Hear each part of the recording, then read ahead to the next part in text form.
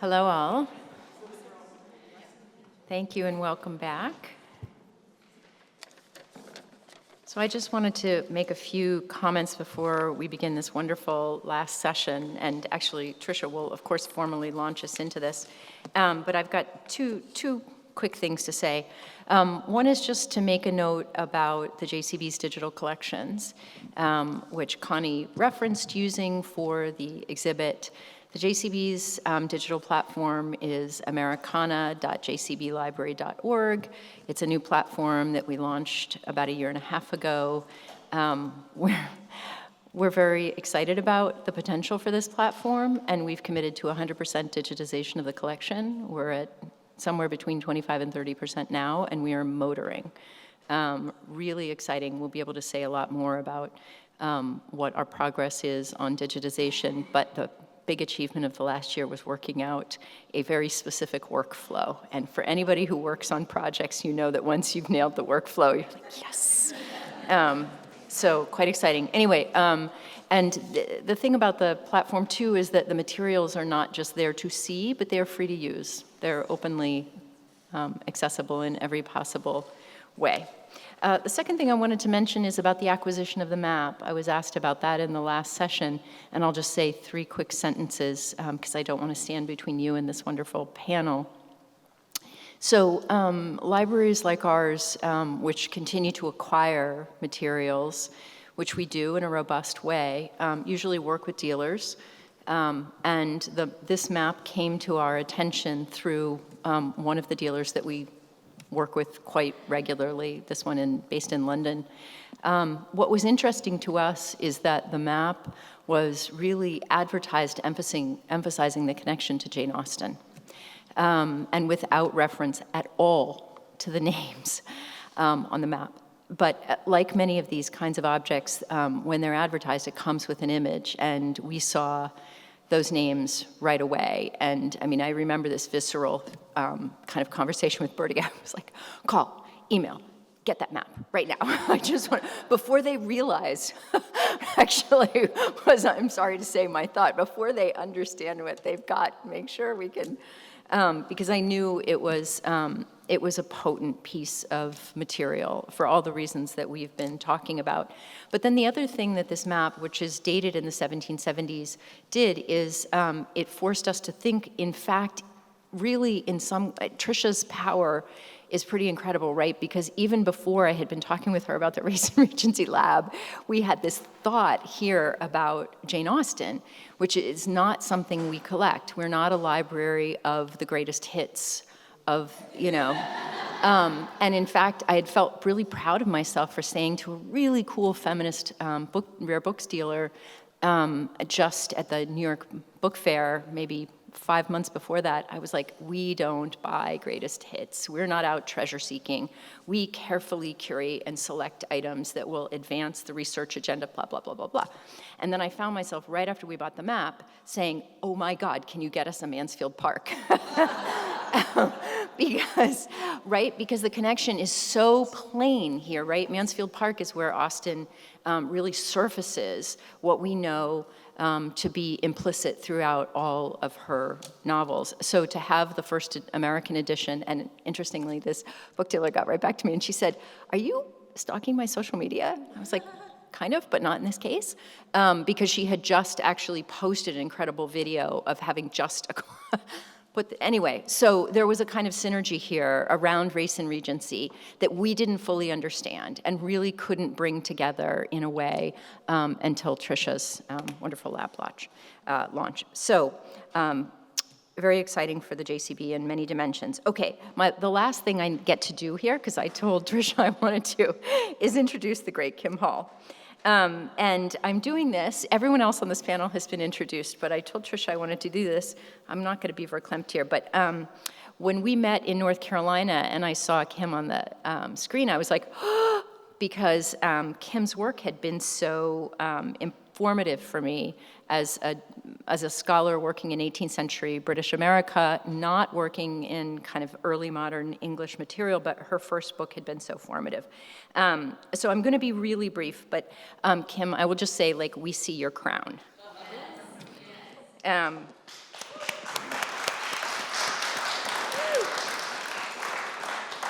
Kim has so shaped and encouraged how early modernists across disciplines think about the centrality of race and of people of color across all of these spaces. Kim is, here's the formal part, she is the Lucille Huck Professor of English and Professor of Africana Studies at Barnard College, and she is the author of, among many other things, Things of Darkness, which was published in 1996, which is the book that is much marginalized on my bookshelves, which used a Black feminist approach and helped generate a new wave of scholarship on race in Shakespeare and Renaissance early modern texts, and so much more, and also of Othello, Texts and Contexts.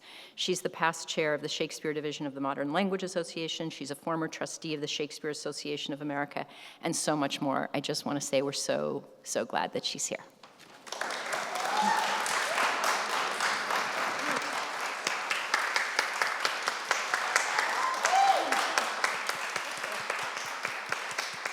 Now y'all need to stop because I can't live up to all of that. So thank you, Karen, for that really kind of overwhelming introduction. And I'm going to say something I don't usually say at a library. It is actually a joy to be at the John Carter Brown. So I came to the John Carter Brown. I had a summer fellowship, thank you, to study maps in the Blaithwaite Atlas, which is a really amazing collection of maps from the 17th century. Come back and come look at it because it's stunning. So, I spent that summer looking at Caribbean maps, and it was very freeing. Karen Dalton was just like, oh, just sit at my big table and go through. And I just, sat for days and days. And I'm not a cartographer, I'm not a cultural geographer, so I had to learn a lot about maps, and it was a great place to do that because people were really happy to teach. And so I want to publicly thank Tricia, and you'll see why as I get through this, for her vision, her energy, her care, and her brilliance in conceiving of the Race and Regency Lab. And I'm going to say this is my first in-person presentation since 2018, and Tricia's one of two people who could have gotten me to do this. So my comments are in three parts. I first want to read something about Tricia. Then Tricia asked me to share my experience as a member of the Race Before Race Collective, which she's mentioned is influencing the lab. And then I want to read you a piece about a Shakespeare archive. So one, I have a book in production, thanks to the John Carter Brown Library, named Sweet Taste of Empire, Gender, Pleasure, and Mastery in the Early Modern Anglo-Caribbean. In its final iteration, I reframed the book around excursions and discussions with Tricia about sugar, slavery, and the artist Carol Walker's subtlety installations in New York City. And so this is from the introduction's final paragraph. During the weeks of the installation, there were multiple confrontations, both between individual attendees and others stimulated by activist groups angered by the behavior of the visitors and by Walker and Creative Time's seeming indifference to the pain the installation caused. My friend, that would be Tricia, and I ended our visit by expressing to a docent our dismay at people taking selfies that seemed to mock the black body of the Sphinx. We wound up having a lengthy conversation about the multiple reactions to the exhibit, the docent's experience of the exhibit's construction, and the lack of spaces in general for talking about race. As we were leaving, my friend Tricia said, "Did you notice the people listening in on our conversation?"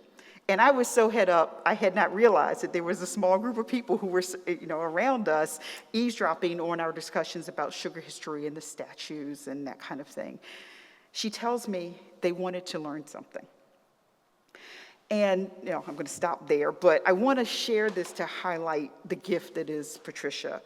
Her capacity to see on multiple levels, the history that's allegedly behind us, the art and archives in front of us, and the palpable desire of many people outside of academia who want to work with us to make sense of all of this. She has an unerring sense of where new conversations can begin, and she brings an open mind and grace to every encounter. So, all right. 2, Although the staff at the Arizona Center for Medieval and Renaissance Studies, so ACMRS from now on, have clearly documented the origins of Race Before Race on the website, I still get the sense that people think we were some kind of Mellon-funded powerhouse that sprung fully formed from the head of visionary scholar and general badass Ayanna Thompson.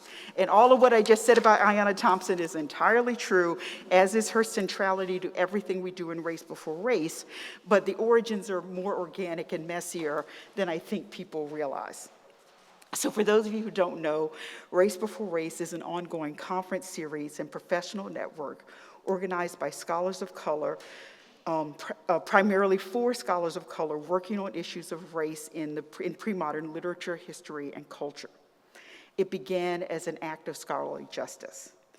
The International Congress of Medieval Studies, held at Kalamazoo, rejected proposals for sessions on race and anti-racism by the Medievalist of Color Collective, who had been working for years on issues of race and inclusion in medieval studies, and chose instead panels and workshops proposed by white scholars without expertise in the field. Ayanna Thompson, and this became a social media kind of kerfluffle, fracas, I don't know what word to use for it. Ayanna Thompson, then a relatively new director of ACMRS, proposed bringing together the Medievalists of Color Collective and the early modern scholars who had been organizing around the rubric Shake Race to her center in Tempe. She told us, we can pay for flights and lodging, but we can't pay honoraria, but I still hope you'll all come. She gave very specific instructions. Shorter papers, preferably followed by some sort of activity that would directly engage the audience. And if I remember correctly, she told us to expect 40 to 60 people. So we're all working on our little, engagement and whatnot. And they ended up with a couple hundred, possibly 300 registrants. So we were, that kind of went out the window a little bit. But over the course of the 2 days, we got to experience what it was like to have sustained conversations about pre-modern race, where the Q&A didn't begin with some version of, yes, there was such a thing as race before Linnaeus, or end with, no, I'm not just being mean about the author of color, the white author that means so much to you, which is a lot of what we end up doing. We do all this research and then it gets dragged down. The challenges to our work were from people equally versed in critical race theory. It was liberating. It was energizing. It was the beginning of a community. During the breaks, the meals, the rides back to the hotel, we talked endlessly about what it would mean to have this as a sustained space that could make a real difference to the many scholars of color who toil in isolation in their grad programs, in their departments, in archives, and at conferences. And one of the reasons I approached Tricia and Ayanna a year ago, I can't remember now, about talking about Cheryl Harris is because she's both so foundational to all of the work that we're doing, but also because I was hearing from scholars of color that, the pre-modern scholars is that we don't actually get to talk about her in class, even though it's a distinguished and classic essay. And when we do, the conversation is really not around our pre-modern concerns. And it felt like we all needed a space to come together to talk about it from that perspective. And so I'm excited that that's going to be one of our next Race and Regency projects.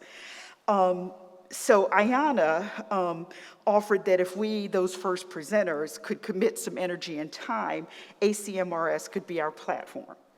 We've had some rough moments, and this combination of striving for spaces for professional development and activist impulses in academia is like uneasy everywhere, and it's uneasy for us. However, we have had distinct successes. We published a piece about gatekeeping in scholarly publishing that got over 100,000 views in the first weeks and led to important conversations about inclusion in leading journals. We have a first and a second book institutes and a mentoring network, all led by Patricia Akimi. And these initiatives all came about because we were able to have ongoing conversations about what would best grow the kind of scholarship we wanted to see in the world, and what could do it in a way that wasn't re-traumatizing of our graduate school experiences. So Tricia has already started those conversations in an even bigger key with this inclusion of museums and historic sites and that kind of thing. And with her, I think, just as in Tempe, there's a real potential for libraries, historic sites, museums, and other institutions to make race central to their ongoing work. But this can't be on the backs of people of color.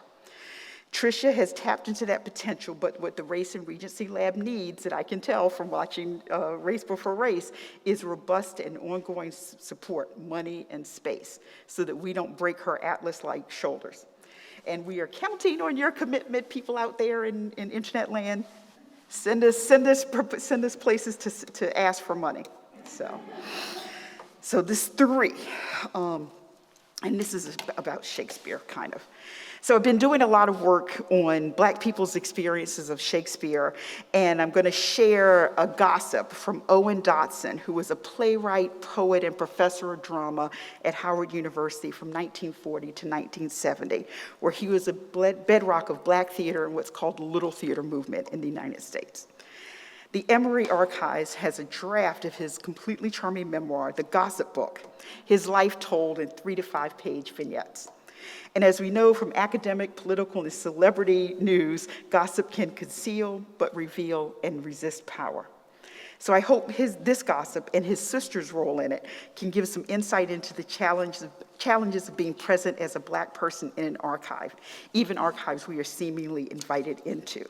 And so as I read, I'd like you to keep in mind one line from Cheryl Harris's revisiting of Whiteness as Property, where she talks about Du Bois. While not easily measurable in currency, white workers received a material advantage relative to the precarious conditions of Black life, and this is the sentence. In contrast to their Black counterparts, white workers enjoyed the ability to move through public space. So Dotson was named, and this is a long title, named member of the National Committee of the Shakespeare Anniversary Committee to plan the American celebration of the Shakespeare Quadricentennial. That is the whole title in his thing, in 1964. One of the several gossips labeled Academia begins with him receiving an invitation addressed to Mr. and Mrs. Owen Dotson. And I'm going to air quote when I'm reading from him. Well, I had never been to the White House before except to walk through the upstairs places, but this time I was going to see the whole thing. The invitation said, "You may bring your wife or a guest." So since I didn't have a wife, I knew that my sister Edith would want to be there. I told her about this event in a much too excited voice, I am sure. And I'm detecting here just a pinch of saltiness about the heteronormativity of the invitation, which is just the first of many ways he flags norms of exclusion. The 2-day itinerary included a dinner at the Folger Shakespeare Library, a boat trip up the Potomac to Mount Vernon, and then an evening reception at the White House. The siblings have a great time at the Elizabethan dinner, which made the daily papers, but Dotson notes, there were guards around that great library central room. Even rich people steal books, and so do scholars. So Owen enjoys the food, and I'm going to refer to them as Owen and Edith out of scholarly protocol because they're both Dotsons. Owen enjoys the food and this rare glimpse of untrustworthy Shakespeareans in their native habitat. But for Edith, the meal's pleasure is clouded by a growing problem, her hair. It got really hot in there. Edith said, "How's my hair doing?" So I said, "Your hair is doing all right, don't worry about it. We'll be sailing up the Potomac to Mount Vernon tomorrow, so the wind will blow all of that kink out of it." So I flagged this passage, not just because anyone who's been in the archive in the middle of the summer wishing for a parka might be gobsmacked at the idea that it could be faintingly hot in the Folger or JCB, or because any Black person knows that the idea of Potomac wind blowing the kink out of your hair is laughable. But because Edith and her hair become the gossip's leitmotif. If this were a play, her hair would be both symbol and our harbinger of a rising Black consciousness and growing disruptive anger. On the boat, Edith does another hair check. She said, "How's my hair?" Of course, that was the day before Black hair became popular. It came out like white folks' hair, smooth and silky and oily. After the boat ride, she frantically calls around to find a hairdresser before going to the White House. But about an hour before we were supposed to arrive at the White House, Edith made one of the great statements of our racial martiality. She said, "You know, I'm a colored woman, and there is no reason why I have to have my hair done. They can see it the way it is. And this White House reception, of course, is full of like pomp and ritual. He says they were in the palace of the world. Edith was all dressed up in white, while Owen, the professor, had on the best that I could. He and Edith note that no one speaks to them in the receiving line. Quote, since Edith and me were the only people there of color, we thought they would say something, especially since I was a professor at Howard. They had said nothing, nor did Lady Bird. So they enjoy the food and the chit-chat and endure what he calls the most horrible presentation, which I would really like to have seen. And Owen admires at length Jacqueline Kennedy's renovations to the White House, beautiful, mournful reminders of her elegance and the previous year's violence. He also enjoys watching a black butler chastise the editor of the Kenyon Review for indulging in a striking bit of caucasity. He's sitting at the reception with his legs crossed and his shoes off. However, Edith's attitude is growing like her hair. She walks over to Lyndon Johnson, who is in deep conversation with the drama critic, and it's a long quote. Finally, she pulled the president's body coat, and he looked down at her, and you know how tall he was. He said, yes, ma'am? And she said, I have been preparing for this occasion for 2 months. And you have not spoken, not only to your guests, but to me. She said, I want to speak to the President of the United States. He was startled, and he said, well, ma'am, what do you want to say? And she said, my brother and I are from Howard University, and you have had an honorable degree from there. Now I think you ought to say something to us, because neither you, nor your wife, nor your daughter have said anything to the black people in this room. He said, well, ma'am, I just haven't had time. And she said, well, sir, I don't have time for you. We are leaving. So before I get to my final takeaway of this gossip, I just want to give a bit of context for what's going on. Just 2 days before this event, the Senate had defeated a Southern filibuster on the Civil Rights Act of 1964. 2 weeks later, Johnson would sign the Civil Rights Bill. Black consciousness and black power, the companion to the legal civil rights struggle, and I'm saying this with a political scientist right there, were part of the vocabulary of black life, making both Dotsons acutely aware that Johnson's not sparing for an extra word for them, the only blacks at the celebration, and licensing Edith Dotson to forget about fussing with her hair, respectability, and White House ritual. But their reaction wasn't just about hurt feelings. 1964 was the height of Freedom Summer.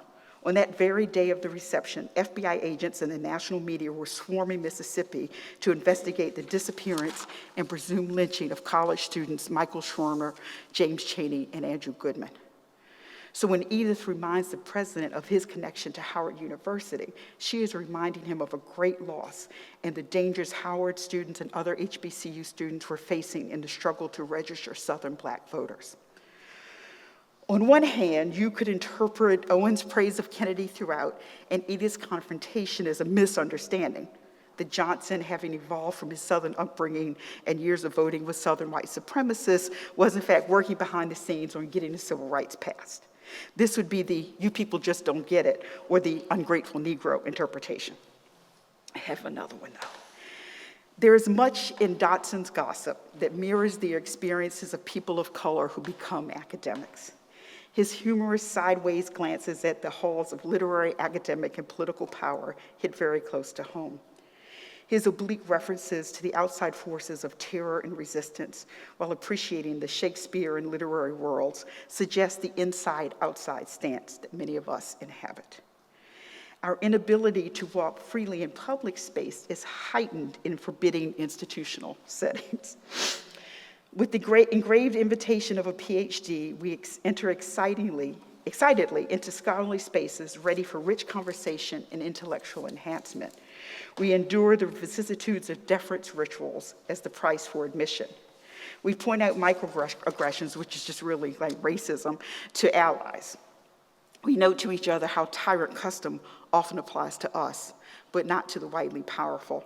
And we still just try to do our work like everyone else. We move from enjoyment to laughter, to revelation to anger in a moment. Each interaction provokes a series of concerns and choices. When do we observe and record? When do we get sassy? And when do we renounce and flounce? We give people in power multiple chances to do or say the right thing, only to hear, we'll get to you. But when the going gets hot, we stop worrying about our hair, our concerns with academic respectability and superficial inclusion, and use these moments to speak of ourselves as we are. But sometimes we do leave for good, and we've had that happen with Black Shakespeareans. So this gossip gets to what I think is a central question that drives the Race for Race Collective and maybe the work of the Race and Regency Lab. What does true, well, not maybe, it is. What does true inclusion look like? How can archives steward transformation instead of stasis? I find in Black Shakespeare archives a yearning for human recognition and communion through Shakespeare that is blocked by multiple struggles with white supremacy. So I suggested one reading of the Dodsons, that they just didn't know how hard Johnson was working for a legislative solution to the problems of race and voting. But here's that other reading. Edith and her hair seemed to know in that moment a crucial insight critical race theory would come to some 30 years later, that the notion of rights is a bright and necessary but evanescent solution that does not ultimately transform the relationship between race, racism, and power. That Johnson's legislative action does not negate his refusal of human recognition or the public acknowledgement of Black suffering. That when Black people are invited into institutions of power, whether we come with glossy, straightened hair, wearing something we just pulled out of a closet, or our best carefully chosen clothes and gorgeous natural hair. And I think when I first saw Caroline's slide deck when we were in North Carolina, the first thing I noticed is those boys were wearing suits. And I just kind of knew. It was like, okay, somebody's mom, somebody's room. It was like, you got to dress up. You're going to the V&A. So we have to think about these things in ways that even when we're supposed to just be looking at books that are really dirty and get our clothes all messed up. So anyway, so when we come with whether it's with our glossy straightened hair, wearing something we just pulled out of a closet, or our best carefully chosen clothes and our gorgeous natural hair, we bring the concerns of our lives to the archive and to the table. And we have to be ready to challenge the obliviousness of power at any moment. So, thank you.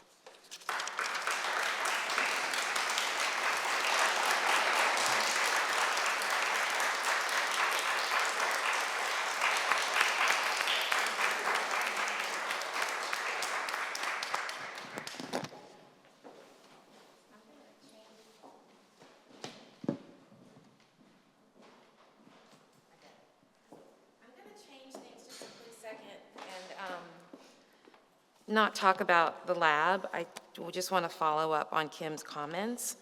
I promised myself that I would try to think a little bit about the 5th chapter of my book, which thinks about landscape. And I'll show you in just a moment. The ground on which the Wedgwood medallion figure kneels and how we can think about that. Then I'll do a little bit about the lab, then I'll introduce the two of you. I won't go too long, but if you want to sit so people can see, if you want to sit in the thing. So yeah, I just thought it made more sense. Okay. So this is from my book project, and I'm going to take this moment to thank Kim. That's all I can manage right now. And also, my dad is here. And yeah.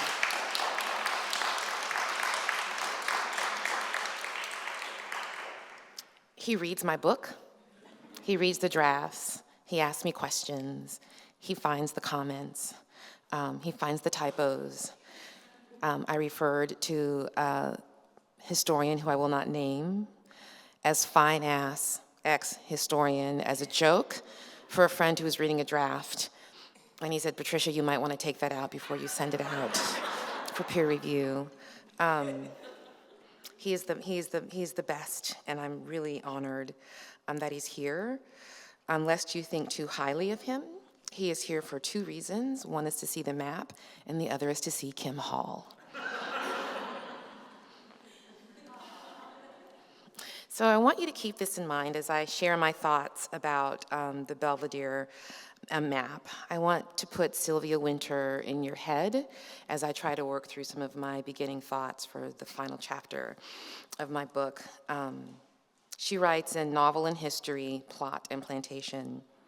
But from early, the planters gave the slaves plots of land on which to grow food to feed themselves in order to maximize profits. We suggest that this plot system was like the novel form in literature terms, the focus of resistance to the market system and market values. My book asks scholars, teachers, fans, and storytellers to re-examine the role of white women in the abolitionist movement and to understand how contemporary Black art especially, but not only by Black women, destabilizes the gendered racial hierarchies concretized in the final decades of the movement from about 1790 to 1830.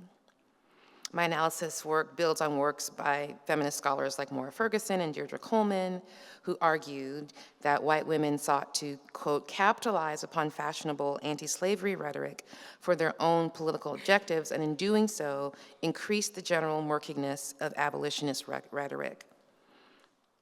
Coleman continues, while these late 18th century women both anticipate and confirm Frederick Douglass's claim in mid-19th century America that, quote, the cause of the slave has been a peculiarly woman's cause, their writings also reveal why any political link between Black women and white women was doomed to be a bitter alliance. They also think about Bell Hooks, who argues in an essay that the analogy between white women and Blacks is a deeply conservative one, concerned to uphold and maintain the racial hierarchies that grant white women a higher status than Black people. The central claim of my book, its working title is What Sugar Taught Us, Gender, Sugar, and the Afterlives of Abolition, is that the final years of British abolitionist movement and the 1790 and the 1833 Emancipation Act, and particularly the sugar boycott that William Fox calls for in the 1790s, were foundational in forming the racial hierarchies that feminism wrestles with today. My book argues that as one of the first public movements that specifically called for the participation of middle and upper middle class white women, the sugar boycotts of the 1790s and the 1820s set into motion a social structure that imbued white women with the moral authority over women and men of African descent. This hierarchizing practice not only places the political goals of white women over the agency of Black people and people of color, but also affirms that white women's path to political efficacy depends on a view of their supremacy as benign and therefore harmless and exempt from critique and beyond reproach. This framework covers everything from intention to outcomes. What I want to make clear is that if race is a construct and gender is a construct, the constructs of qualities that we imbue in certain people are also constructed, and that the British abolitionist movement set those mechanisms into motion. Whereas we are very comfortable calling out the horror of white men in the transatlantic slave trade, and indeed in a hierarchy of oppressions, white landholders and the men who supported their enterprise owned the top rungs of the ladder, we have focused more on white women as heroic in a cause than as inheritors of racial hierarchy that concretize the notion that benevolence is a natural property of white womanhood, and that it authorizes them to set the agenda about what is ideal for all women. I think it's important to note the double-edged quality of this assumption, whereas white women are deemed unkind, inappropriate, if they don't perform benevolence on demand when it's expected. In my diversity work, I see this in the way that women receive lower student evaluations, for example, and white women are expected to perform a sort of kind of maternal action for their students. So it's definitely a double-edged sword. 18th century novelist, playwright, and satirist William Kenrick, who's also a drunk, initially laid out the sphere where women belong in his widely read conduct manual, The Whole Duty of Woman. It's published in 1754. In it, he advises his female readers to leave aside political interest, to, quote, let the kingdom rule itself, to let the wise men and counselors enact the laws and correct them. The policy of government, he explains, is a hidden thing like a well of water in the bottom of a deep pit. He continues, thy kingdom is thine own house, and thy government the care of thy family. The abolitionist movement projects this feminized governance onto the nation in multiple ways. By explicitly charging white women to contribute to the sugar boycott with their domestic spending and power, and then depicting them in various ways as nurturing the nation, even as they are also eroticized alongside Black men for a titillating white male gaze and to project the threat of free Black men in both West Indies and England.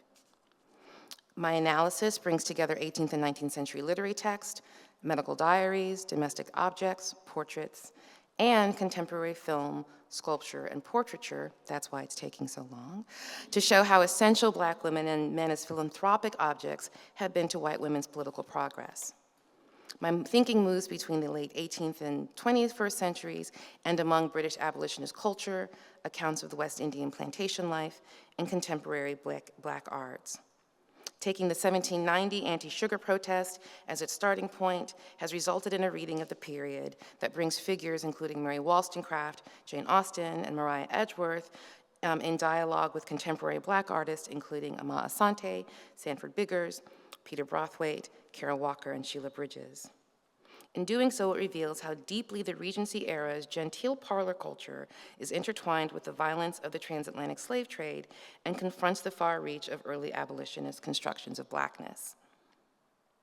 Moving between England's abolitionist debates and 21st commemoration and reflecting on those debates, the book argues that we cannot understand race and contemporary feminist projects without facing the facts that the same authors who taught us about Regency-era courtship rituals also helped put into motion racialized dynamics and hierarchies still at work today. The white women I study in this project are working out a complex alchemy of gender, race, and agency.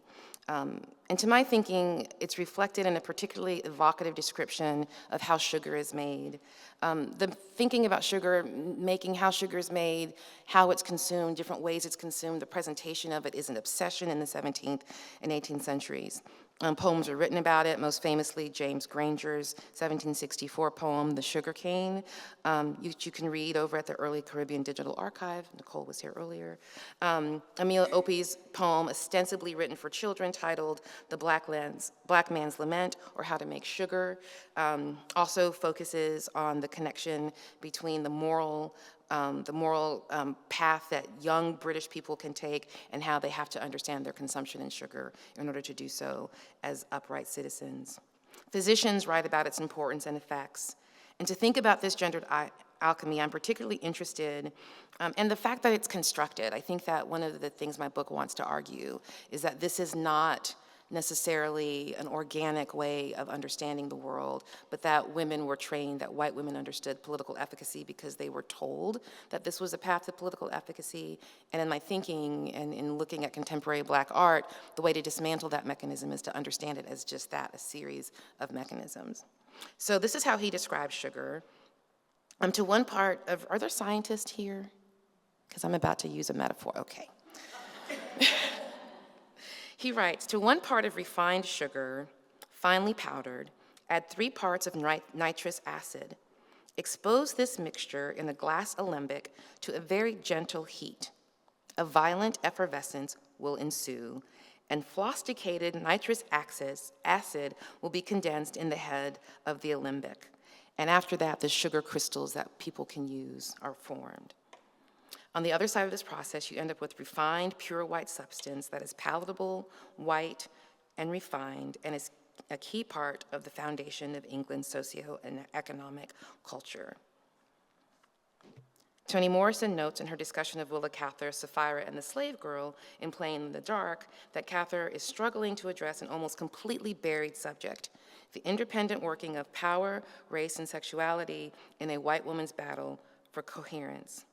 I argue that Britain's abolitionist movement provided this woman with the ideal philanthropic object, a Black subject that could be elevated morally without being elevated socially or fully integrated into European society. This Black subject also required a brand of intervention, one focused on domestic care and moral instruction. My analysis has emerged in a moment of global political reckoning that involves left-leaning scholars, intellectuals, artists, and activists, and the terms I use in my study rely on the understanding that categories, indeed the very act of categorization, are in flux. I use the term woman, for example, but that term is rightly contested. Feminism is a broad category that has its own stages of development with distinct national trends, and I have to think about that. I talk about benevolence. Am I using Hume's use of the term, or am I trying to do something different? And if so, how is this complicated by gender in the abolitionist era? What are the connections between benevolence and philanthropy? That's my work in this project. I don't want to elide key differences, for example, between American and British political landscapes. At the same time, the intertwined focus on racial violence and imperial histories has shaped how racial constructions circulate across the Atlantic. As my colleagues of color in the UK have explained to me, the contemporary national narrative around abolition in the UK begins with the 1807 law to abolish the slave trade. In 2007, celebrations acknowledged the law while paying little attention to why it was necessary in the first place. I just think that's we abolished slavery, but okay, you all get it, okay. It has taken activists working with heritage sites demanding a nuanced accounting of the past, one that surfaces not only Britain's violence in the transatlantic slave trade, but in the legacy of the Windrush generation. I discuss one such project in my chapter on abolition and domestic objects and the way that Lubaina Himid uses them. I'm thinking a lot about what Stuart Hall I think a lot about Stuart Hall in 1991, calling for a history that more fully connected England's connection to and reliance on Caribbean culture. He writes, "The notion that identity in that sense could be told as two histories, one over here and one over there, never having spoken to one another, never having anything to do with one another, when translated from the psychoanalytic to the historical terrain, is simply not tenable any longer in an increasingly globalized world." It's almost as if he wanted the Race and Regency Lab to happen, is what I'm saying. It's just not tenable. He says, "People like me who came to England in the 1950s have been here for centuries. Symbolically, we have been here for centuries. I was coming home. I am the sugar at the bottom of the English teacup. I am the sweet tooth, the sugar plantations that rotted generations of English children's teeth." My book wants to contribute to these movements and these new curations, not to deplinth. I was thinking about this. I was in England in May, and I've been very interested in the activist in Bristol who pulled down the statue of Edward Colston and then dragged him across the cobblestone and threw him in the harbor. Then they had to take him out of the harbor because they're still using the harbor. I was fascinated. I remember calling my dad. I said, "Dad, they took down that statue." He goes, "They can't do that." I'm like, "Daddy, they took the statue down." My book wants to contribute to these movements, not to deplinth anyone, but in recognizing the power of what Paul Ricoeur warns in his book, Memory, History, and Forgetting. The prime danger, he writes, lies in the handling of authorized, imposed, celebrated, commemorated history, of official history. He talks about this as a devious form of forgetting, and that it strips the social actors of their original power to recount their actions themselves. So that's the big framework of the book. And I have a chapter on portraiture that moves from a portrait of Ira Aldridge and a white woman and ends with Amy Sherald's portrait of a young black man titled after a Jane Austen novel. I have a chapter on ceramics that talks about Wedgwood and the evolution of black figuration in Wedgwood, and how Lubaina Himid paints over Wedgwood plates with the faces of people of color who would have been circulated at the time. I have a chapter on motherhood and plantation landscapes, and the way that Carol Walker takes James Gilray's satirical pieces and transpose them onto black faces. And so here I am at the final chapter of my book. I just want to make a few notes about why the boycott is important, and then just talk about the map in the context of the ground that I'm looking at. So the boycott's called for in 1790 by William Fox. The pamphlet is circulated, I think it maybe went into 30 or 40 editions almost immediately. It made international politics a local matter through conduct, which was the terrain that women were supposed to manage.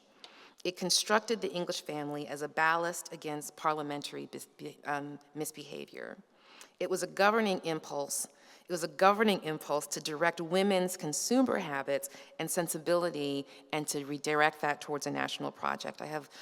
You see all of this writing that accuses women of being overly sentimental, but being self-indulgent. And if you have the right sensibility, then you want to give up sugar, which you shouldn't be eating in the first place, and you won't buy the teapots, which you shouldn't be buying in the first place, and you'll spend your time caring for the family and then caring for the soon-to-be freed people of color. It puts the notion of a black family's unity in the hands of white British people. The sugar boycott circulated index cards, they didn't call them that, circulated cards with a really macabre calculation that said if you consume this much sugar, or if you stop consuming this much sugar, you can free this many people of color. These cards are circulated as middle class and upper middle class white women are handing out sugar to everyone in the household. So the shift from using honey to sweeten one's tea is replaced by sugar. I could talk about that all day. So I'm thinking about the map and Austen in multiple ways. I don't think of Austen not just as an author. I love her work, actually. I think she's brilliant and charming and funny and incisive. But I think about her as an enterprise.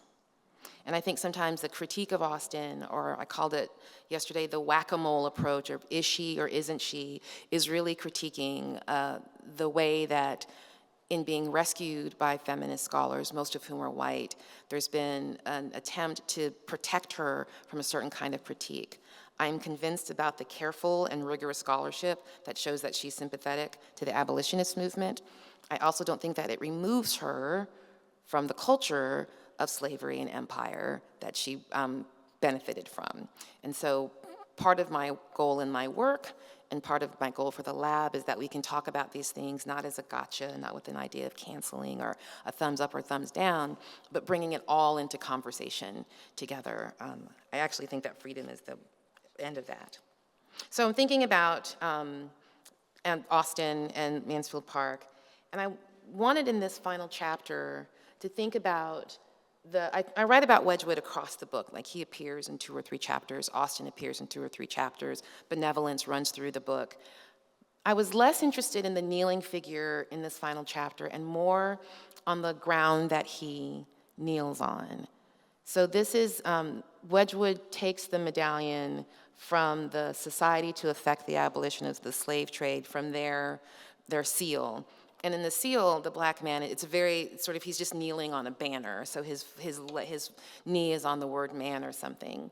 But as you can see here, it's almost, it's replaced very quickly with Caribbean and West Indian topography. It's a visual coding. And that these objects circulate in a very domestic, gendered way. And so the patch box that's to the right of the medallion would have held little black patches that women would have put on their skin to highlight their whiteness. You can just think about the irony of the kneeling enslaved man to decorate a box for that purpose. A pitcher, a sugar bowl, and a different sugar bowl. The figure morphs into a female form. I've been told that Wedgwood's daughter imagines it as a female form, and then I'm looking at Caroline, and then it makes its way to the United States. I was also told that there was an Irish version of Am I Not a Man, a Brother and a Man. And so that's one way that I'm thinking about the topography and the visual coding. The other, and I'm going to move back and forth between these 3 images, is this engraving by Hakewell, which depicts a plantation scene and depicts people of color, but like the painting that Connie showed, doesn't actually represent slavery. We just know it's there. And then I look at what happens with this remarkable map with the names. And so I wanted to think about this and offer that we can think about it in 2 ways.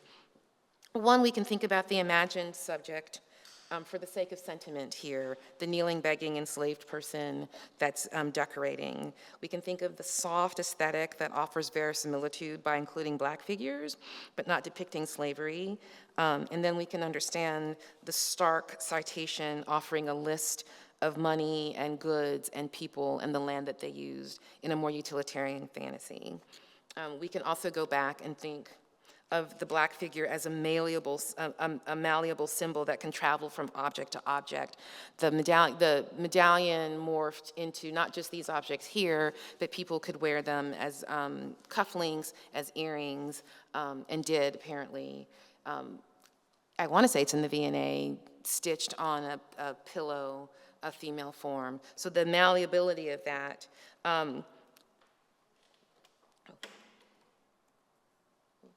Doing so well.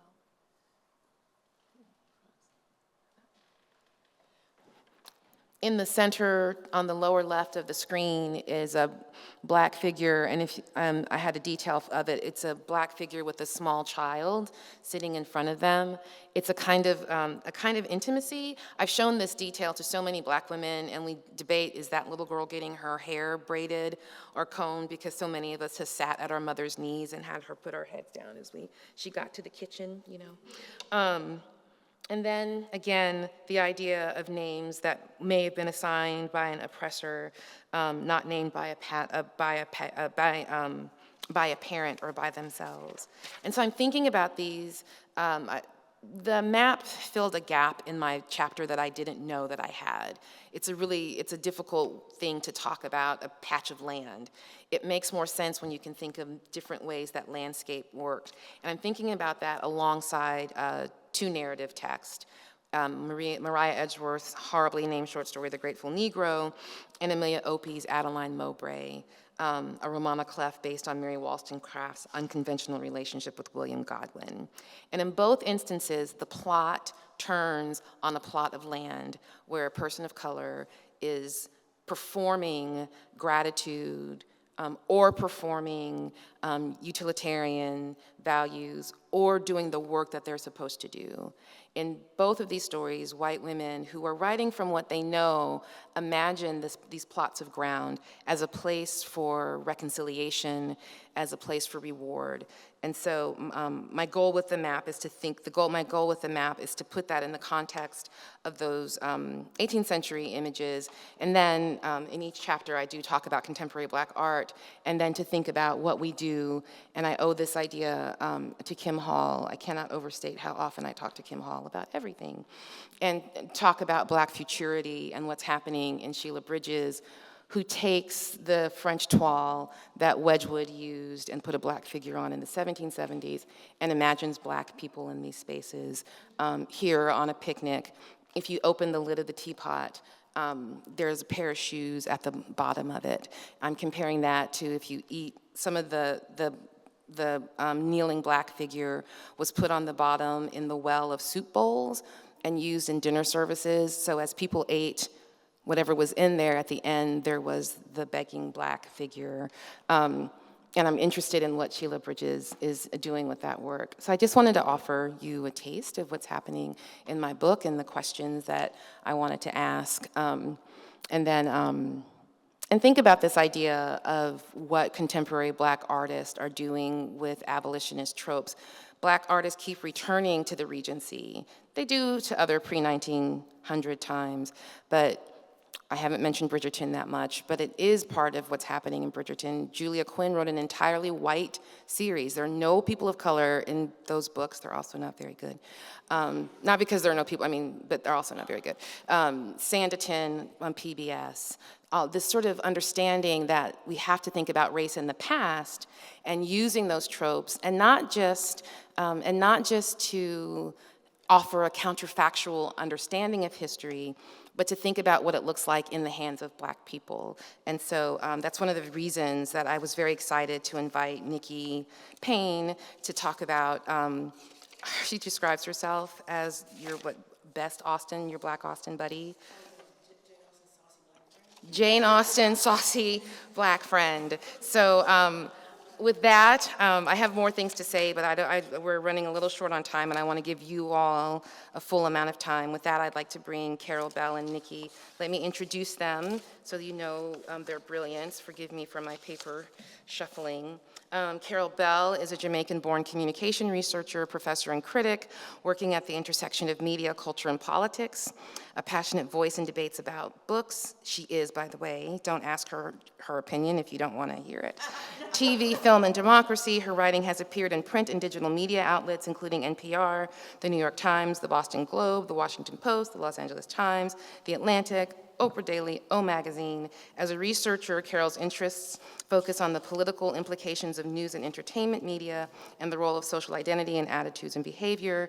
Her PhD is from UNC Chapel Hill, and her undergraduate degree is from Brooklyn College, and she has an MS from Brooklyn College and her BA in English Literature from Harvard College, and she's a member of our advisory board. Jane Austen's sassy black friend, Nikki Payne, is an anthropologist who, quote, cannot turn it off. She's been featured in NPR, Elle, Essence. She explains this: I love to force my characters into new environments, new cultures, and in finding love, they change the way we see the world. Like I said, I've been reading Sex, Lies, and Sensibility and loving every single thing about it. She's even made me like Marianne Dashwood. So I'm asking her to read a little bit, and then she and Carol will be in dialogue. Okay.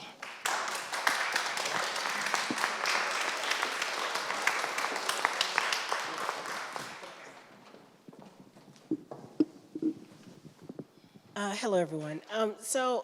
I'm going to read this tiny section, and the reason why I introduced my character, Shanura Dash, in this way is because I wanted this character to be in this place, particularly in her life where she is brought low. And if we remember Sense and Sensibility, this character, by no fault of her own, is kind of brought into a position in which she's kind of supplicant and dependent on other people. And so I'm thinking about how does that translate in 2024 when so many of us would say that reputation is really not anything that a woman should necessarily have to worry about. Like your marriage prospects, right? That's an old-fashioned idea. But I wanted to infuse the new way that women's reputations are tarnished, and the way that that you can be forever remembered in a way that takes away your agency and identity. So this is just really a tiny subset at the very beginning. So no spoilers, it's like page 5, okay? Here's what happens when you make a hot sex tape with your college boyfriend. First, do not make a hot sex tape with your college boyfriend. He will be your boyfriend for 3 more months, tops. And if you are incredibly ridiculous and say yes, don't be the super cool girlfriend when he suggests you put it online. Don't say, yeah, it's cool. It's a little sexy to be watched, right? It won't be sexy. It will only make you infamous in the DMV area for an excruciatingly long time. You'll learn fast that you're not bulletproof. Because of the morality clause, you'll lose your track scholarship. P.S. You love track more than you loved your boyfriend. You'll get a nickname like Nasty Nora. You'll drop out of college 9 credits shy of your degree. And instead of being a hot PE teacher at a progressive artsy elementary school, you're lucky to get a job as a pharmacy tech in a big chain drugstore. TLDR, boldness doesn't pay. Stay in your lane. And that's how we meet Nora at a funeral, who finds out that she and her sister are the outside children of her father, not the inside children, if you catch my drift. So this is how we meet Nora and how she has to make a change in her life. Okay. Can you hear me? Yeah. Okay. So, yes, Nikki Payne is Jane Austen's sassy black friend, Yes. but she's also the internet's favorite romance author, or one of them. And it's only partly because she's brilliant and hilarious and extremely good at social media, among many things. But it's also because Nikki is one of those writers who's most admired by critics as well, by her peers and readers alike, including New York Times bestselling author Allie Hazelwood, who calls Pride and Protest, her first Jane Austen retelling, the sharpest, sexiest, wittiest, brightest Pride and Prejudice retelling I've ever read, period. It's high praise and totally accurate. I also think there's another more specific reason for the success of this work, though. Nikki is a cultural anthropologist, as you have heard, and that's how I've grown to think of Jane Austen for a while, even though she was not that in her time. a witty and wise storyteller who's remarkably good at painting specific portraits of individuals and of their communities. So Nikki and Jane's books are both swoony and funny and romantic, but at the same time, they're very savvy about society and driven very much by social observation. So Nikki's books aren't set in Regency England, but they force you to think about the contrast between then and now and between there and here, and they reflect on social situations and how class differences and social mores and the concept of respectability and on respectability politics and people's consequence work in modern American society. So the social forces are really powerful, yet sort of we pretend that they have been rendered invisible. So we don't have as strict a class structure, but we do have very strong respectability politics. And we even see that, to inject a little bit of the very much this week, we even see it in our presidential election, right? I mean, we see a woman's reputation being brought up as a point of whether we should vote for her because of her sexual past. And that's considered something in which someone like J.D. Vance is campaigning, right, against. So, okay, so I have some questions, lots of questions. Can you first tell us a little bit more about the book series and how they relate to the novels that inspired them? You know, because obviously Austen books, Austen retellings are kind of a cottage industry, but I think yours really stand out. So tell me how you think about your relationship to that. That's a great question. Can everyone hear me? Sorry, I should move this closer. No, that's a great question because literally, I'm from Texas, so I'm going to use a terrible colloquialism. It's like you can't sling a cat without hitting another Jane Austen retelling. Very much a cottage industry. But what I find so interesting about Jane Austen retellings and why I was so compelled to write my own is that oftentimes a Jane Austen retelling almost hinges on whiteness. It almost hinges on the idea of bringing those characters in those exact bodies into a modern world. So it's just like, oh, it's Elizabeth Bennet, but with a latte, right? With Starbucks, right? And so the idea is just translating this story onto a similar body in 2024. And what I was really, really interested in doing in particular was trying to see how much foundational information about these characters that I could change and what types of social mores and lessons would stay the same. So for Pride and Protest, which was my first novel, making Elizabeth Bennet this black woman who was evicted and forced to live with her mother in DC, who is not enjoying that at all, right? And having Mr. Dorsey, a transnational adoptee, Asian male, who is struggling with what it means to kind of be in his position, and trying to think about the relationship that this person who was my Mr. Dorsey is struggling with presenting his own self as worthy of this state. And then here comes an individual who immediately upon meeting him assumes that he is of a lower class. Immediately, as soon as in my book, when Lisa and Dorsey meet, she confuses him for the waitstaff because he's brown and in her neighborhood. And she just like, oh, okay, you're one of us. Let me tell you how I'm about to destroy this company, you know? But he wasn't, right? And it was, I would argue that it was her mistaking him for her class. That was the original point of contention between them, because she couldn't tell the difference because of how he presented himself.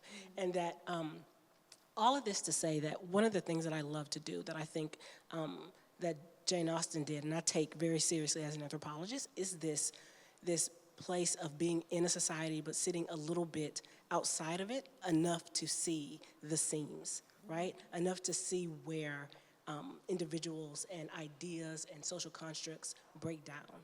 And the way Jane Austen was able to sit back and say, this shit is kind of ridiculous, you know? And the fact that she was able to do that really sharply and be funny about it as well is one of the things that I wanted to transfer into the book, to look at society and say, isn't this a little bit funny? That's one of the things I love about it. So that, or both books. So that's one thing I do want to ask about. I think as someone who does love Austen's novels, one of the things that frustrate me sometimes is that I think that people miss the social observation, they miss the social criticism, and you definitely do not miss that. That is definitely true.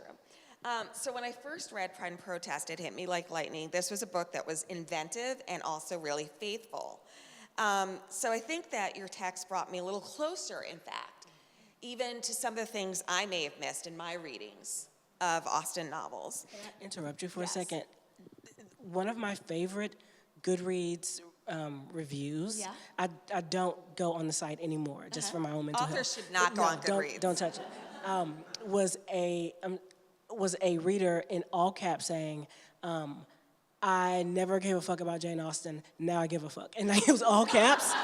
It was all caps, and I was just like, well. There you go. Looks like I can go home. It is educational. It really is. So, for example, you know, in the 21st century, Elizabeth Bennet, now Liza, do you say Lisa? Lisa, okay, would be an activist because she's the protector of her home, right? She's the protector in the family.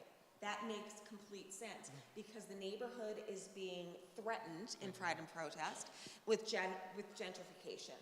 So Longbourn, they're under risk of losing Longbourn. I mean, it makes perfect sense the way that is translated.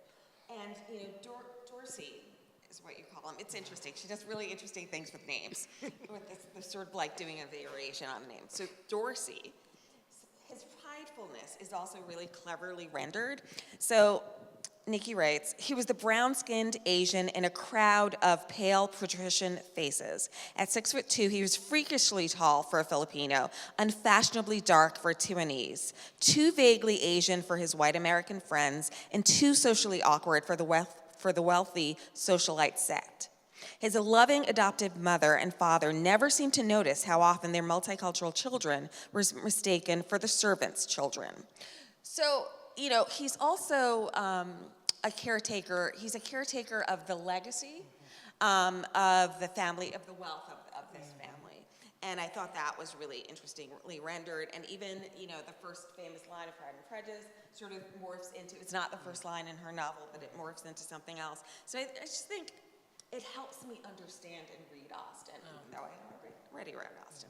So let's go back. When were you first drawn to Austen as a reader, and then when did you decide to be a reteller? Oh my gosh, okay. Let me set the mood for you all, okay? The year is Year of Our Lord, 1995, okay? A lot of things happened in 1995. I was like 12, I was turning into a woman, and a couple of things came out, which just, I was unsafe. That Clueless came out, and with Cheryl Horowitz and Paul Rudd, I watched that, and I could not believe how amazing, like I still quote it to this day. I cannot tell you a more perfect Jane Austen retelling than Clueless. I watched that, and I found out that that was an Emma retelling, and I'm like, Emma? I'm like 12 years old, I'm in the hood, I'm like, let me get into white folks' business. Let's see what we're talking about. And so I started reading Jane Austen voraciously. In that same year, 1995, that, you know, Dare to Dream, Dare to be 8 hours long BBC version of Pride and Prejudice comes out, right? In that same year, that Sense and Sensibility came out with like Emma Thompson having that nervous breakdown on the chair. I mean, I don't, like, congratulations everybody for getting out of 1995 alive. I didn't, okay? I didn't. And so that happened all so fast for me. And then suddenly I'm reading everything and I'm just like riffing on Jane Austen all the time in my mind. So I would always like go back in my head about like imagining what this would look like if they were in space, if they were in Mars, right? So I was always trying to remix the story because this is also something as a reader that happens. Sometimes you're reading stories, and depending on how you read, you're reading a story, and you're constantly imagining these other bodies these other people having these adventures and ideas. So when I'm reading Jane Austen, I was always imagining just like very, very prim white ladies just going about their business. And it was, and even as a child, there's a psychological effect of having your imaginary be painted white, right? It does work. And so I kept constantly trying to remix it to make it fit my neighborhood in like urban Houston, right? And it never really did. And so all of this remixing is just I was trying to ingest it, but it was kind of like beans. Do you know what I mean? And like it kind of digested, and some of it's not, right? And so like it felt like that, and I kept constantly coming back to it to try to make it palatable. Not palatable, it was palatable, to try to make it go down all the way. And part of that is this work. So when did you start, did you do sort of like a fan fiction? I mean, and also, as that is happening, I'm sure you're also sort of like having other inklings of being a writer, right? Yeah. So what was that sort of evolution, and how did you come? Is this your first ever published novel? First, Pride and Protest is my first ever published novel. But yes, I do have fanfic. It is, don't Google me. Don't. It's not good. But all of this to say that, yes, like I think that's oftentimes the history of like anyone who's ever had a creative endeavor. Is like there are these sputterings, these fits and starts, right, of ideas that are like kind of inchoate or in your head, and you like go to Wattpad or you go to AO3 and you're like, I'm really gonna write this idea out, and then suddenly it starts to live on its own. And that's exactly what happened here, is that I was writing this Afrofuturist novel that was gonna be just like the next Children of Blood and Bone. And like nobody wanted it, and everyone was saying, no, you're terrible, you know? And so I just started to write something that made me feel joy and made me feel, and I wrote Pride and Protest out of a need to feel joy for myself. So then how did it come to market? Did you go through an agent? Oh no, that's a great question. So I feel like particularly Black women using super traditional means of like finding an agent, like querying and et cetera, has been very, very hard. And for that reason, you'll find that like a lot of Black romance is really thriving in the indie space because the barriers for traditional publishing they're so hard and they're so exclusion that there can be a lot of gatekeeping. And so I was a part of this program called Pitch Wars. And in Pitch Wars, you have like a little Twitter pitch. Do you remember Twitter, guys? But you have a little Twitter pitch, and you tweet it, and people get excited, and then you join a group, and you refine your work for 3 months, and after that, all these agents just kind of look and bid on your work. And getting an agent is like this gate between like where you can find publishing. And so I got an agent, and she sent my book out wide, and there was the big 5 publishing houses, there was like a 4-way auction for the work, and Berkeley under Penguin got it, and it was like the biggest thing to ever happen to me, and it made me feel like, okay, like maybe there's something about this story and the way that I told it, you know? That's amazing. So, you know, as you said, definitely, you know, as we've said, Austen retellings are kind of a cottage industry, but at the same time, the culture can be quite, the word you used is gatekeepy, right? It can be a little bit defensive. Oh, yeah. So I'm wondering what is and at the same time, as Tricia has said, it's really important to kind of validate people's pleasure rather than judging it, but how have you found the reception for these books? What has the audience been like? And could you talk a little bit about the difference between Janeite responses versus other audience responses? Okay, this is so good, y'all. Okay, so the Janeite community is vast, right? And the double-edged sword about any community, like particularly the Janeites, is that we will read it even if we hate it, we will watch it if it's terrible. You know, like even if someone said, don't watch this, like no matter what, we're gonna watch it because someone mentioned that it is a retelling of Jane Austen. If it's like about Jane Austen's cousin, unfortunately, we will watch it, okay? It's a problem, right? But the discourse around it can be so vitriolic. It can be so angry. If you guys remember when that Persuasion came out, Yeah. whether you love it or hate it, Dakota Johnson. Yes, Yeah. People were up in arms. Like the Jane community was just like, don't tread on me. You know, it was just it got very bad. And then it came out, and of course everybody watched it. Everybody watched it. There was no, like everyone's just like, no way will I, sully my persuasion with, the shades of Pemberley shan't be thus polluted. Like everyone, but they. I've been one of those people. Yeah, right. I'm just saying, but everybody watched it. You watched it though, didn't you? Yes, I did. Of course. Of course, because the connection to the media is there. But I can tell you that I still get DMs. I still get my, Goodreads people saying that, don't touch a classic. I prefer my Jane Austen traditional. One of the main characters. For my Jane Austen traditional means. Traditional means white. Means white. I think that there's a group of people that we lovingly call Lady Karen de Bergs. And I've never heard that. That's yeah, yes, it's a very particular type of Janaanite, and everything is about authenticity. So they bludgeon you over the head with authenticity, with historicity, in order to pull your versioning away, or to take the grounding out of your imagination of something. To say like, this isn't historically accurate. Yeah, like, of course, right? Nothing is, right? And so there is a language that the Lady Karens use and they deploy to say, I don't want you to touch my nostalgia.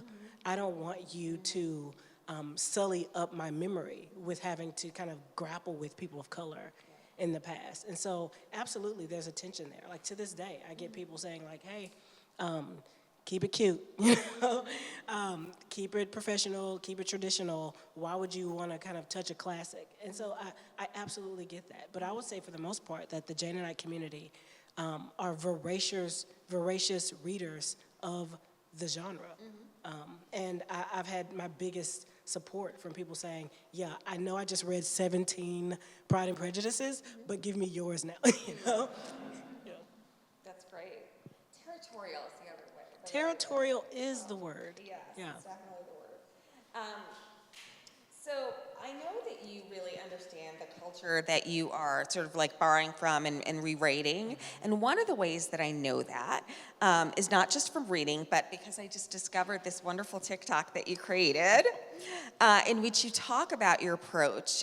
You know the culture you're borrowing from and the one you're situating your new story in. And that was my sense reading. And then I saw your TikTok about Jolene from Beyonce's Cowboy Carter album. So talk about that and what you said in the TikTok and how that explains your approach to storytelling. Oh, right. Okay, so, yeah, I love Beyonce. And one of the things, when Jolene came out, it was like this controversy, right, associated with the way she told it. Like that this was somehow, it went from pleading, it went from begging this woman, like woman to woman, like please don't do this, even though you can. Like the power was Jolene's, right? And that this woman was a supplicant of this incredibly beautiful woman. And in Beyonce's version, the power was the woman's, and she was begging Jolene not to make her get out of pocket, like not to make her pull off her metaphorical earrings, right? Or not to make her do something that she would regret, right? And so one of the things that I drew from that is when you are endeavoring to like build on an already existing like traditional space, particularly Jane Austen, which people have like ideas about, you have to actually like deeply understand the material. Oftentimes people think that you have to like be speaking against it. Like, I'm gonna fix what Jane Austen messed up, you know? That's never a way to go into a retelling because you have to fundamentally understand what that artist was trying to do. But also, on top of understanding what that artist was trying to communicate, you have to now bring your voice into it. I like to make the analogy of like Juicy and like Biggie Small, like Notorious B.I.G. Like so like if, like my mother would like listen to that song Juicy by itself and it's just like, you know what, this is a groove, I'm enjoying this.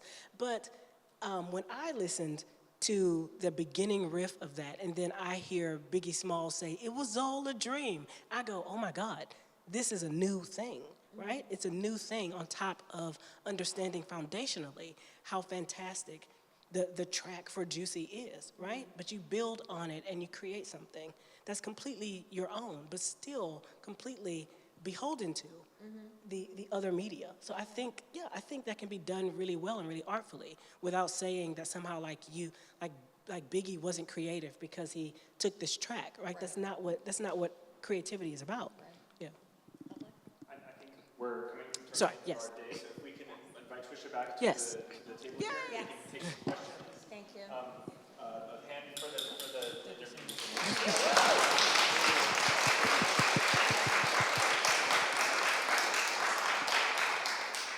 And also, I invite Kim and Trisha and all of you guys to talk to each other too, if you want to respond to each other, if you have questions. I'd love to hear questions from you. For the audience.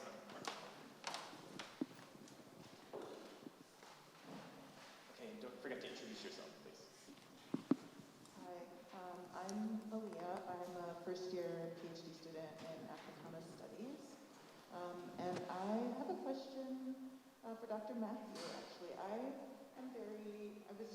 Your presentation was really amazing, and I'm very interested in the way that you're working across different types of media in your book project that you're working on right now. And it makes me, and the fact that you told us to think about Sylvia Wynter, it makes me think about Catherine McKittrick's Dear Science and the way that she talks about the work of gathering as opposed to trying to capture something. And the work of gathering as being very much grounded in like a kind of approach to Black studies. And so I was wondering if you could talk a little bit about your process of coming to all of the different objects of study that you're utilizing in your manuscript in progress. And you kind of alluded to some of the difficulties, I think, of working across media. And so I wondered if you could maybe talk a little bit about that as well. Yeah, thank you. Is it on? Can you hear me? So I was really struck by what Bertie said in the previous panel about how you need to understand the way that you talk about a painting is different than the way that you talk about a teapot. And it's not just being stuffy or old-fashioned to understand that every object has its own discourse, its own historical, critical discourse. I had to learn, just pick up books to learn how to describe paintings, because I didn't know how to do that. Thanks to Caroline, who heard me give a talk, I won a grant from the English Ceramic Circle that got me to England, and I sat in the VMA, and I talked to a curator, and I said, please explain to me the difference between porcelain, creamware, bone china. So I had to learn new vocabularies for each chapter and each thing. And then the other challenge is, and I was thinking about this when I was listening to different people talking about the map, I'm also a literary scholar. So in my first conversation with Bertie, who was completely gracious and brilliant, I said, so the provision grounds is a metaphor. And she nodded patiently. She said, yes, but the map is this, right? And so I always have to balance the understanding or the conceptual with the thing that's actually in front of me. I've been learning. I'm a pretty fast learner now, and one of the reasons I came up with the idea of the lab is because I didn't want to let go of those different communities that I've been spending time with so that I could learn to write the book. So that's my quick answer, because I want to give people other time. But yeah, thank you. Thank you. Other questions? Please remind everyone who you are. I'm Patricia Akini. Hi. I have a question for Nikki Payne. I'm wondering, I was really interested in you telling us about your youth and your early relationship with Jane Austen. And that was so striking to me because you clearly had a relationship that predates even your fan fiction or your published work. I was just wondering, did you ever have the feeling that Jane Austen, did you ever get a Lady Karen vibe from Jane Austen? Did you ever feel like she was pushing back on you? Yeah, no, absolutely. I often think that if I ever met Jane Austen, she would read me for filth. Like, she is just like so mean, but it's like, even like, if you ever read like her letters to her sister, she's just eating people alive all day. I don't think if we hung out that she would be like, she's much too in love with her own voice. Like, she just eat me alive. But I do get the sense that she would take no prisoners in like in her assessment of, like, she would just kind of scan the room and decide who was kind of about it or not. And I don't know if I'd make the cut. I'm actually sure I wouldn't. Thank you. Karen, sure. Can I just follow up on that? Because I'm so beguiled by that question. Wait, is that because you think that she wouldn't be policing the traditional kind of depiction of herself? Or, like, I feel like the question Patricia was asking was about, is Jane Austen going to keep herself white? And you were saying, well, she's just harsh with everyone, and she's just kind of a ferocious person to be around, and she's ranking and sorting, and she's a bit of a mean girl, honestly. So I wondered where race is in Jane Austen's Mean Girl, I guess. So. Okay, no, that's a great question. One of the things that if you read any Jane Austen, she starts off describing everyone and their social status in the room, like who has the bag, who has the money. She will tell you exactly that. And I absolutely think race would enter into her category of like where this person belongs in society. But I think oftentimes that categorization is, there's an inherent value judgment in the categorization, right? And so like describing an individual who has funds and like manage their funds in a great way, or has a particular belief about society and has like stood up for that, can also like raise this person in society. But I don't think that if I'm in a room full of people with a ton of money, and I had as much money as the other person, that she would be like, here are the big wigs, and here this happens to be this rich black person, right? I think it would also be, there would be a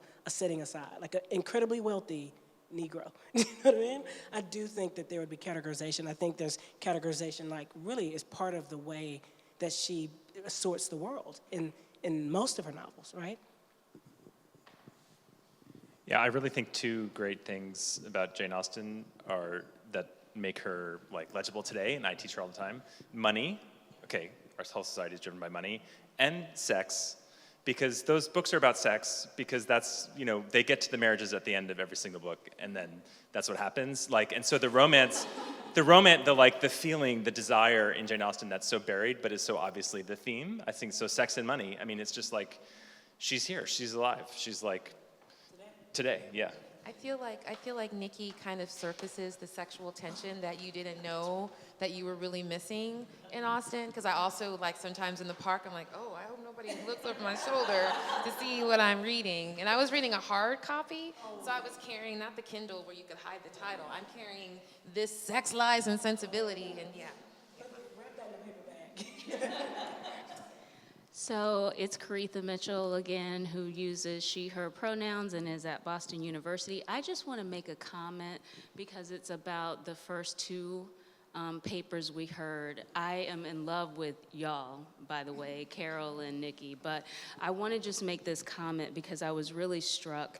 One of the things that Dr. Kim Hall said is that Tricia helped her see how the people who were eavesdropping wanted to learn something, and that this project is all about making sure that publics, larger and larger publics, learn something. And so it touched me and just reverberates for me, Dr. Tricia Matthew, that part of what you highlighted in your presentation is the importance of noticing how there is an encouragement to focus on people who can be elevated morally but never elevated socially and politically.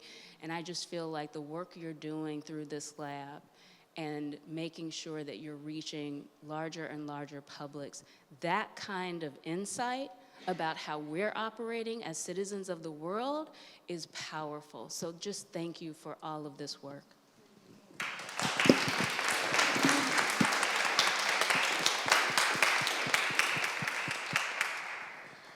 Okay, well, are there other questions? Or can yeah, go ahead. I just had a comment as well. It's something that I've been like noticing in the way we're talking about like gathering information. I've been just noticing like the language that we're using, like gossip, like eavesdropping, like gathering, right? All of these, or even finding a map that is ostensibly about Jane Austen's like distant relative, but it's actually about something else, right? I find this to be a very like interesting way that like oftentimes like cultural anthropologists find out information in an informal way, like what Clifford Geertz called like deep hanging out. And these are these like, it really is a formal term, deep hanging out. But it's, but these informal ways that like that you all are talking about, like bringing knowledge together in this, like in the gossip way, in the eavesdropping way, in the gathering way, are these informal methodologies that really are like the tool belt oftentimes of what we call like native anthropologists, or anthropologists that are in their culture, but are also studying that culture. And I love like the language that we're using, because it's very like depictive of the way that oftentimes unempowered people have to go about gathering knowledge, you know? Thank you all. Thank you all. Thank you all. Thank you all.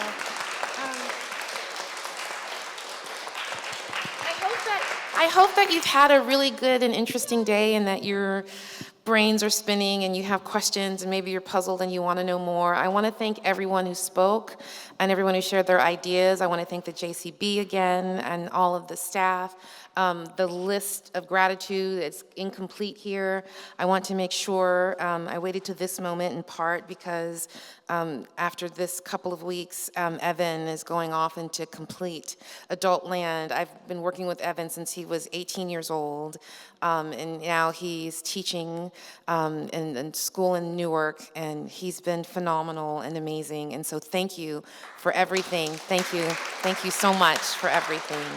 So we have time to mingle. I want to say that Nikki's book is on sale at the Brown University bookstore, so that you can make your way over there and get it. You can also buy it where all books are sold, but you know, support your independent book dealer. Thank you so much for being here. Thank you very much. Thank you.